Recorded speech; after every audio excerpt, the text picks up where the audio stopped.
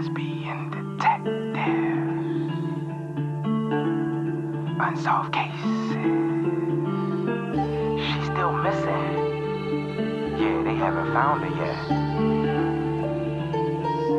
Well, let's talk about it. They say he vanished without a trace. Could it be a psychotic break or a tragic accident? Police don't know where the body went. Unsolved murders, body still missing. That's unheard. Where's the witness?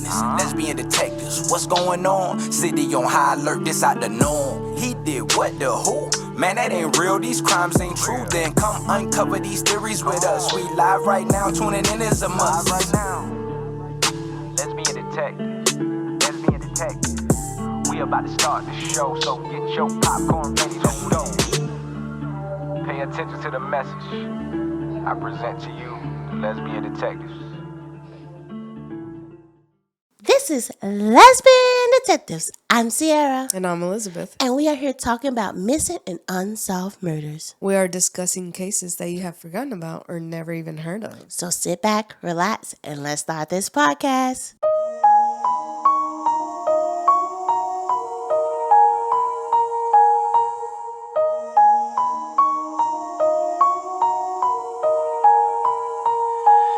Welcome back, everybody. We are here with a new episode and a new week.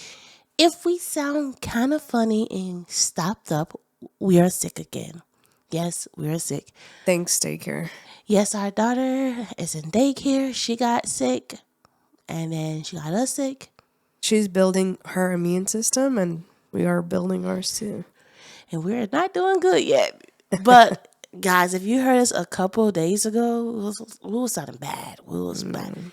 I sound like a whole man. I was like, yeah, we're going to wait to record until my voice come back a little normal. Just a little bit. Yeah. So somebody actually called me out. That was like, Sierra, this is Pride Month. Are you guys going to do any LGBT cases this month? I was like, yeah, but of course. I forgot, guys. I really forgot June was Pride Month. I have so many birthdays this month, so much going on. It slipped my mind just for a couple days, probably longer. But I did get an LGBT case this week. And the rest of the month, it will be LGBT cases. So let's put it out there. Now let's get into the case. In a quiet Midwestern town, a man vanished without a trace. One cold January night, he lived alone in a small, tiny bungalow tucked behind a peach tree, a place he had shared for years with his late partner. After his partner's sudden death, the man stayed in the home, living a private life filled with antique and road trips in a quiet residence against a town that barely accepted him. On the night he disappeared, he made a late phone call to a friend. The conversation was normal until there was a loud knock at the door. A man's voice demanded to be let in. The homeowner quietly said he knew who it was and he promised to call back in 20 minutes. He never did. Weeks passed. The house remained undisturbed, locked, silent. The man's family became worried. He hadn't been seen at his antique shop, and his beloved dogs were missing. When the police searched the home, nothing seemed amiss. No sign of a struggle, no blood, no foul smell. Just an empty house that refused to speak. It wasn't until months later when birds began circling around the property and flies swarmed the siding that a neighbor realized something was very wrong. Behind a desk in the house, hidden beneath a rug and a trap door, the man's decomposed body was discovered in a crawl space. He had been there the entire time. The heat had made it impossible to determine how he died. But one thing was clear, he had fought back. Hair and blood belonged to someone else were found with the remains. Whoever had done this had clearly carefully hidden the evidence, and disappeared. Suspicion fell on a man who had been seen at the house and was caught selling the missing man antiques. He was brought in, gave a DNA sample, and then he vanished into the protection of a legal silence. Years later, his DNA didn't match, and the case went cold. No rallies, no outrage, just silence. Some believe the town never cared because of who the man had been. Too different, too invisible, too proud, in a place that preferred people to stay silent. To this day, no one knows who came knocking on that door. No one knows what really happened in that night beneath the peach tree. Only the silence remained, and the memory of a man lost beneath his own floorboards. This is the case of Larry Groves. Before his name ever appeared in the headlines or cold case files, Lawrence Larry Groves was already a quiet icon in his small Indiana town, unapologetic himself, in a place that often made people like him feel unwelcome. Larry was openly gay, something that never came with ease in Lakeville, but he never tried to hide it. When he strolled through town arm in arm with his longtime partner, Tom Bennett, he stood out. Fur coat draped from his shoulders, the soft shimmer of his jewelry catching the light as he passed through the diners, antique shops, and dusty back road. His presence was magnetic, confident but gentle. He didn't speak loudly, but he declared that he would not shrink. Of the two, Tom was quieter, the more grounded one. 10 years Larry Sr., Tom carried himself with the calm of someone who spent a long time observing rather than speaking. They had met not long after Larry brief stint in the U.S. Air Force, a time in his life that had been filled with unanswered questions, discomfort he couldn't quite name yet. After leaving the military, Larry found himself drawn to the world of antique hunting, a passion that will soon become both a profession and a love story. Tom had already been an experienced collector. Their connection sparked over dusty furniture and hand-painted porcelain, a understanding born from the past lives of things forgotten by others. Together they scoured estate sales, rural auctions, and antique fairs across Indiana. One weekend, they piled into their car and drove south, Mississippi, Florida, stopping at small town shops and flea markets, hunting for treasures and whispered stories only they could hear. But their bond ran deeper than antiques. They became fixated in their local LGBTQ community, working on a small publication called Partner Rainbow, a short-lived but deeply meaningful gay newspaper, print and distributed quietly in a town that wasn't ready to listen. It gave them purpose, a voice, a flicker of resistance, in a place that too often looked the other way. Still, Lakeville was a hard place to be different. They had roots there, family, obligation, and love, and they believed could blossom even on a rocky soil. But the stares never stopped. Waitresses would go stiff when the two of them walked into a restaurant. Strangers would gawk at Larry's elegant outfits or sneer when he laughed too freely. More than once, someone would mutter slurs under their breath when they passed on the sidewalk. For all their strength and grace, they were constantly reminded that their love came at a cost. Tom died suddenly of a heart attack. One moment he was there, standing over a velvet lined jewelry case at an auction, and the next he was gone. Larry Ward crumbled. The man who had been his partner in love, business, and survival was no longer by his side. The home they had shared since Larry was just 17 years old was now owned again by Tom's father, Daryl Bennett. But Daryl, a quiet and decent man, told Larry he could stay in the house as long as he needed. And so he did. Alone, Tom filled the bungalow with memory.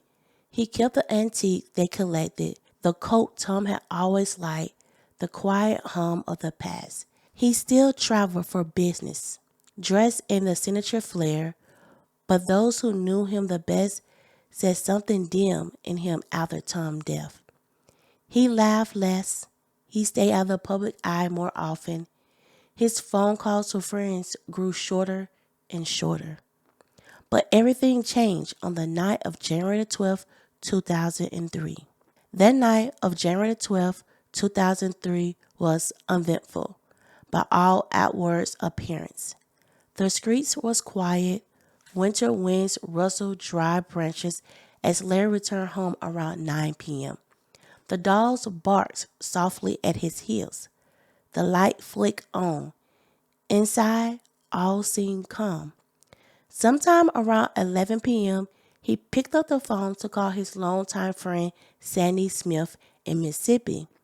They chatted as usual about antiques, about the cold Indiana weather, about everything and nothing. And then something interrupted the call.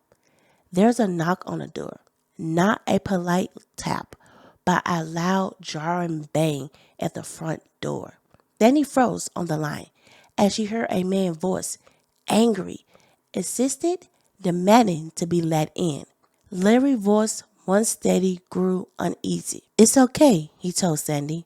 I know who it is. He whispered a name, but one that never publicly was released. I'll call you back in 20 minutes. He never did. That was the last time that anyone has ever heard from Larry Groves. 2 weeks later, on January the 28th, Wendy Groves officially reported her son missing.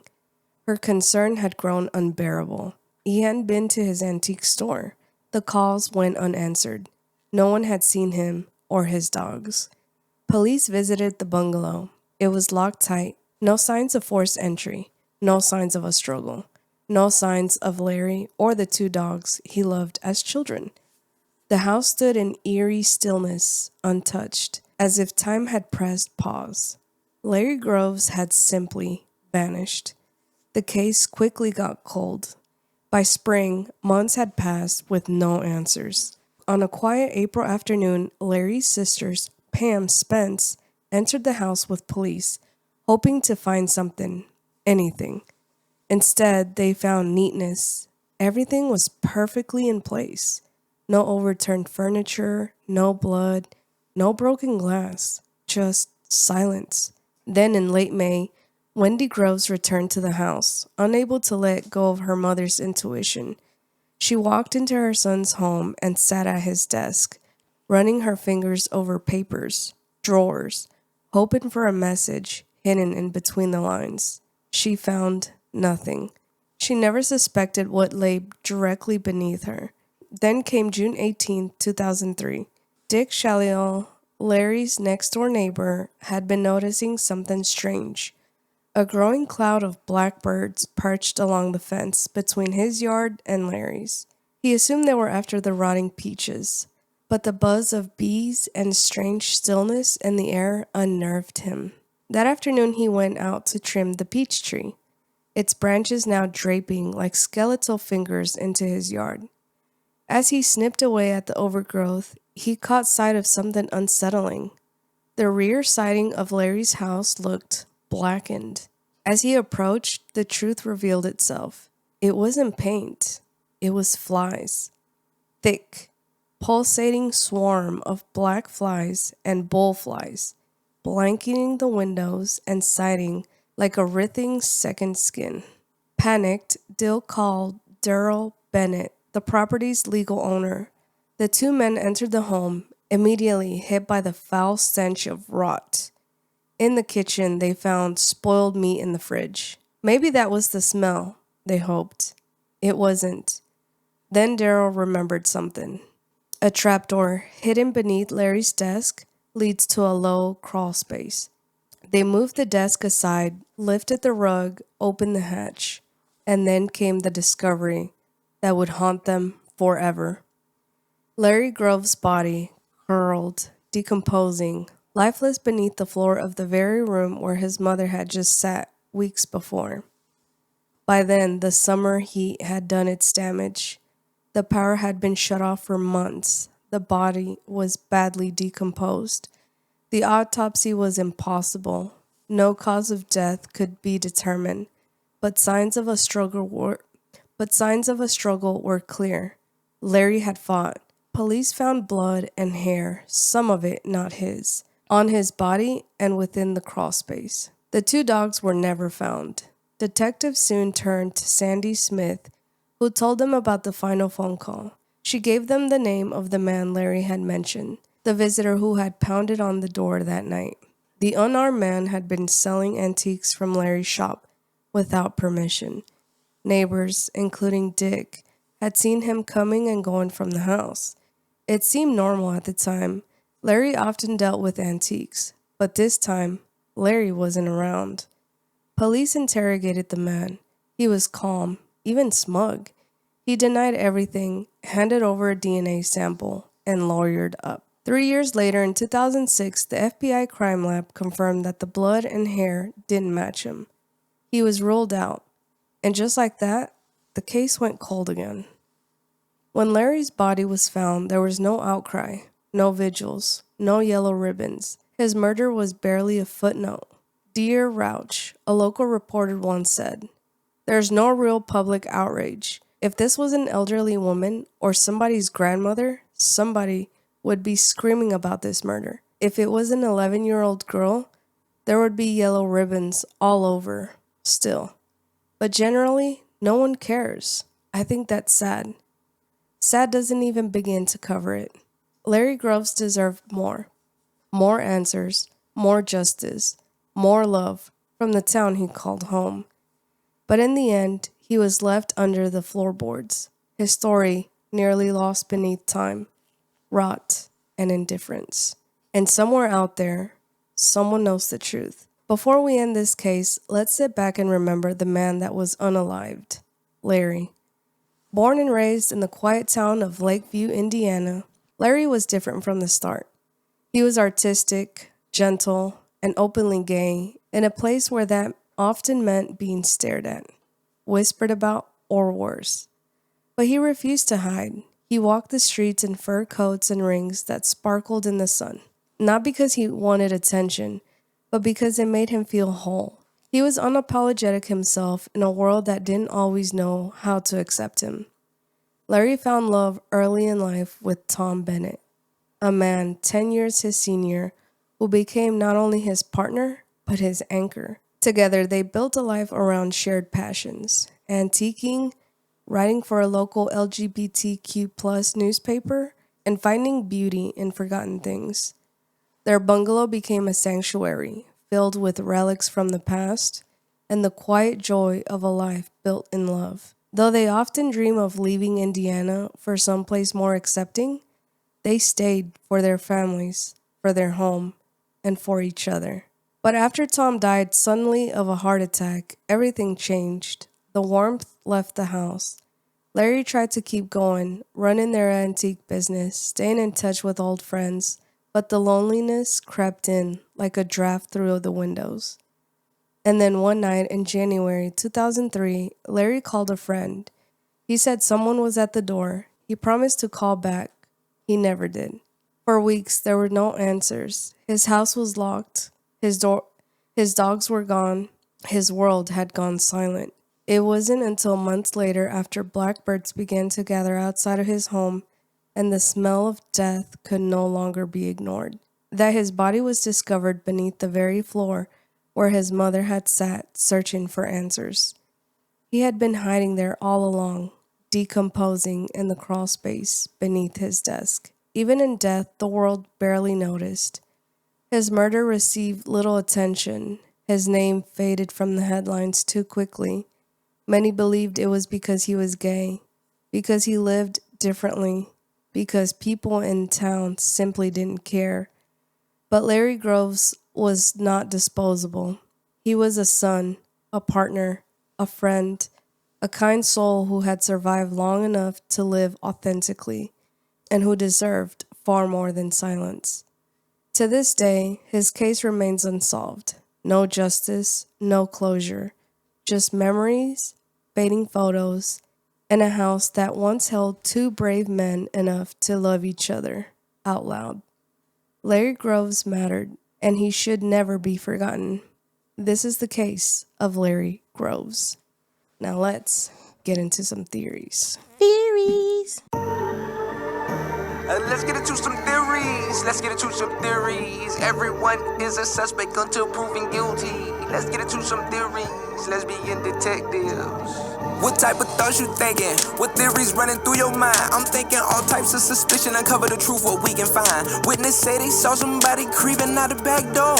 What you think they did it for? That's so crazy, I'm not sure. They found a car, where could she be? Here go another puzzle piece. Researching through your history. It's plenty unsolved mysteries. Everyone is a suspect until proven guilty.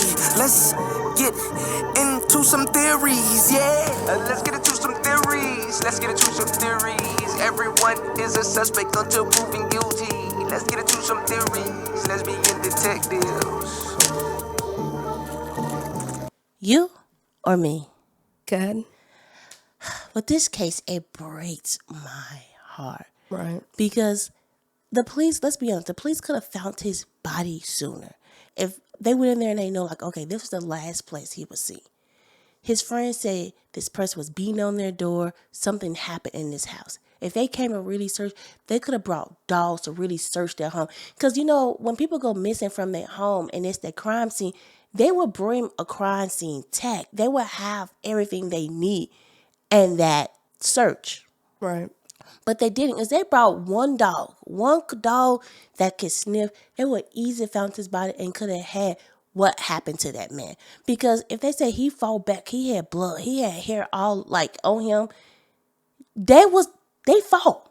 That house fought. So you tell me that person had to like redo the house, had to clean up everything. So its blood could have been left in the cracks. If they really did their job and really care about Larry, this would be a whole different conversation. Right. And I always sit back, okay, they did the DNA test. It took them, I think, 3 to 4 years. I forgot how long it took. That, first of all, I know, like, on TV we watch, like, oh, they get the blood test back. But to me, even though it took that long, they could have really, like, called, like, hey, is it back? Is it back? Is it back? They could have called back to back and got that blood faster than what they did. And to me, I feel like the man knew the blood wasn't going to match to me, how he act. He could have, like, yeah, it wasn't going to match. I don't care. I feel like he brought somebody with him. And the person he brought with him attacked Larry in that moment. That's why I think he was like, yeah, that wasn't going to match me. And I don't think he was going to kill Larry, but I think something happened. Like, it seemed like Larry did put up a fight. I think they probably pushed or fought, and he probably hit his head or something. And then that's what happened. But he had to really know Larry's house, because it seemed like a lot of folks didn't know about that cross spot.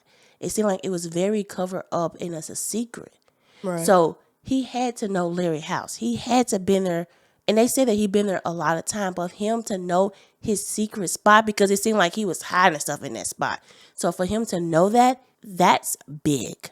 Do you think Larry started dating after he lost his husband? I don't know. But I don't think it was that man, because listen to what his friends said, that this man was stealing from him, and like everybody kind of noticed it a little bit. I don't think Larry probably was dating him. I mean, he probably could have. I mean, that is a possibility that he probably was dating his man, and that's why he knew so much. And then when Larry found out he was stealing from him, Larry was like, you know what? Like, no. Like, I'm done. And then that's why the man probably like, trying to talk to him. We never know. Right, because that was Larry and the business. It was Larry and his late partner business. So why is the other guy coming around trying to sell stuff when Larry is disappeared? Right. Unless he hired somebody to do the dirty work. Mm-hmm. But yeah, it's crazy that he knew all about the house layout, the crawl space. This person had to know. Now, the other thing was Larry was talking to somebody on the phone when all of a sudden there was like a door knock. He wasn't expecting whoever came over. But he did tell his friend who was at the door. So that's like one thing I'm glad that he did do. It's a lot with this story that makes me stop. Because it's like, okay, he on the phone with his friend. He told his friend who was at the door. And you automatically like, okay, this is the person. Because that's one thing it makes me mad with true crime. It's like when a person go missing, somebody banging on their door, and they tell their friend like, "Oh, let me call you back," and they never say the name. But Larry actually said the name. You're like, "Okay, we got a name," and then he was like, "Okay, run my DNA," and he was smug about it because he knew it wasn't gonna match. I wonder. To me, I wonder like. How did he know the DNA was a match? Because it seemed like he was the last person to really saw Larry that night. Right. And it seemed like he was stealing from Larry. He knew all this information about Larry. It seemed like all the puzzle pieces fit together and he's the person, but the DNA didn't match. I wonder, did he bring somebody with him to attack Larry? Or maybe that person went back or went to Larry's house after the initial person had already left. Yes. The only thing I say about the crawl space is, to me, Larry really knew that person because it seemed like the crawl space was something that nobody knew. Right. And it seemed like it was a hidden because he had his desk on top of it. He had a rug. He had that covered for a reason. Right. I'm not going to even tell my closest friend that I got this crawl space because it means it's something secret to me. So for him to tell somebody, that's a big thing. And he was found there. So that's like, Unless this person had been watching Larry for a long time. They knew that Larry lived by himself. He had antiques, a business, possibly money. And they wanted a part of that. I was wondering what happened to the dogs. Right. Because it seemed like if Larry fought them, dogs were probably going to bark. And I don't know if the dogs would attack. Because some dogs I know, they would like bark and like go off like, okay, y'all do what y'all want to do. And some dogs will help their owner. Or what if the initial person took the dogs so the second person could come back and attack? I don't know. I always wonder what happened to the dogs. He had 2 dogs. And to me, if they unalive Larry and if they unalive the dogs, wouldn't the dogs be with Larry's body? But it wasn't. So to me, it's like, what happened to those dogs? Right. I wonder if they gave them away or they sold them. They gave them to a rescue center. You never know. Right. They're probably like, oh, like I can't kill dogs, but they even know I killed the owner. You never know. Some people. I just know they had to get him out of the way. Yeah. And this is weird because like you didn't put the dogs with the person. But people say like, I learned this information from somebody, not going to call them out, that if you kill somebody, you put a deceased animal on top. For the cadaver, dogs wouldn't smell the deceased person. They would smell like the dead animal. It just sucked that Larry's name kind of faded. Right. That it wasn't, like basically they found his body and that was it. The police didn't look into the case. Let's just be honest. Right. Like it took how many years to get the DNA match? Between that and you getting a DNA match, what else did you do? Because you didn't call and say, hey, when a DNA match. You didn't look around. If they really knew that this person was their only suspect and a prime suspect, they would have got that blood work a little bit sooner. They didn't care. Larry's name just faded. And even the man said, like, if it was an elder one, like if it was an older woman, if this was a teenage kid or this person, Or a child. they would have cared. But with Larry, they didn't, and that's sick to me. I don't care I don't care about your sexuality. I don't care about your race. I don't care about none of that. If a person's unalive, you should give them the same respect. Because if that was your family member that got unalive, you want the police to care. Because of who he loved and how he dressed, he didn't matter. Right. And that's sick. And that's crazy that we have to go through this in this time of day now, even. You can be black and gay. You can be Hispanic and gay. You can be anything or transgender. They don't care because you're not blonde hair, blue eyes. You don't matter. And everybody should matter. If you go missing or you go unalive, your name should be everywhere. People should matter. Because if something happened to me, I want my name out there. I want people to care. Right. I don't want because I'm gay and black, nobody care about me. That suck. Yeah. I want I want people to search. Right. And Larry wants that too. Yep.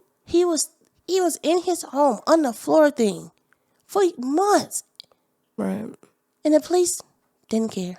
To me, if he fought so hard, it had to be blood in that house. It had to be. They didn't clean that well. I mean, the evidence is really gone because everybody kept coming in and out that house because it's tampered with now. And the body was severely decomposed, so they couldn't really come to a full conclusion. But yeah, I mean, they just let this one sit, go cold. Nobody really cared. And it's a shame. And even his mom, too. Just think about his mom, his family. They Like, tried, though. They searched. And it's like his mom, how she sat at his desk. And the whole time, her son is underneath her. Yeah. As a parent, that breaks my heart. And like, to me, it felt like she knew, like, my son is here. Like, she probably felt his spirit, his aura or something. And we read cases like that, and we saw movies like that. Sometimes the parents can feel their child at a spot and like, my child is here, my child is here. Yeah. Like, it's just sad that like his name is just disappeared. And whoever done it, count your days. Just count your days. I'm not threatening you. I'm just saying, count your days. Because karma is going to get you. Right. I always know that. I mean, it's just sad. Well, this is our case, guys. And this is our episode. And if you have any case suggestions, please email us, put in the comments, and we would do them. Trust me. And don't forget, we're on all podcast platforms. A new episode here every Friday. We are on YouTube. We're on all social media until TikTok get banned again. Please give us a 5-star rating. And when you go on YouTube, hit that subscribe button, hit the notification button, and please like and comment and tell us your theories, because we want to know your theories. We want to talk to you about what you think may have happened to Larry. Yep. This is Lesbian Detectives. I'm Sierra. And I'm Elizabeth. And don't forget, everybody's a suspect. So proven innocent. Bye. Lesbian Detectives. Unsolved cases. She's still missing. Yeah, they haven't found her yet. Well, let's talk about it. They say he vanished without a trace. Could it be a psychotic break or a tragic accident?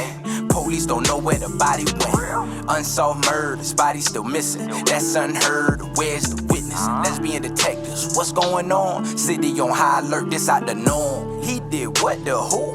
Man, that ain't real, these crimes ain't true. Then come uncover these theories with us. We live right now, tuning in is a must. Right now. Lesbian Detectives. Lesbian Detectives. We about to start the show, so get your popcorn ready to go.